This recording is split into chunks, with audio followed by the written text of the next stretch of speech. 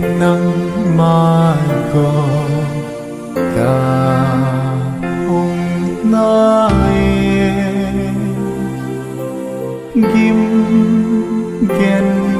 thấy lung đón na tô riêng sông lên ngát phát trôi lan xa nhé đã có cả hôm nay cả qua thế nắng mà có cả hôm nay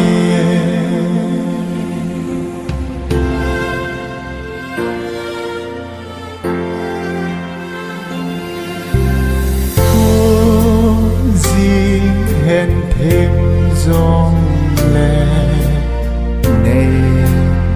hoàn phiên lặng và hẹn thêm riêng giông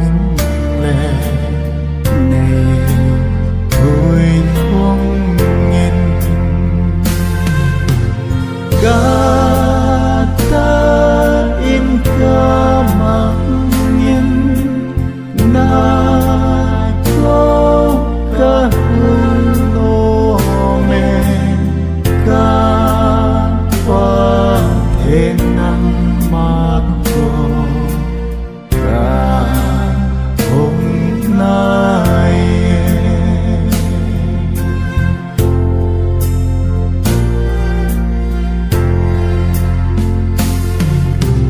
vang gió na vang lâm pi in rung san lăng van cơ bi hin la in lệ lung xin nga van tiêu hin so la ấy bùi lung bay đình nhìn ca bát thiên nắng mà có cả hôm nay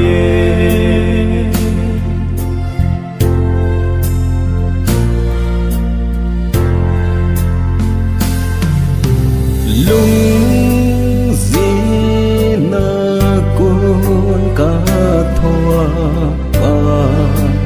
lung hơ kê ba thiên nắng vã suy làm kỳ mang sáng nghe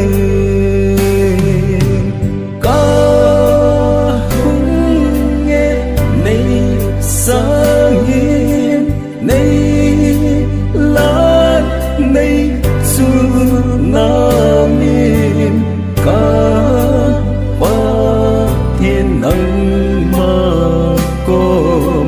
cả hôm nay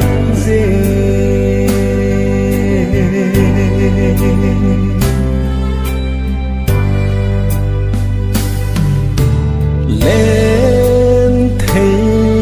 nó viên này ta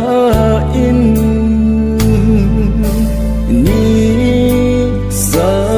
sang ấp sang sông lệ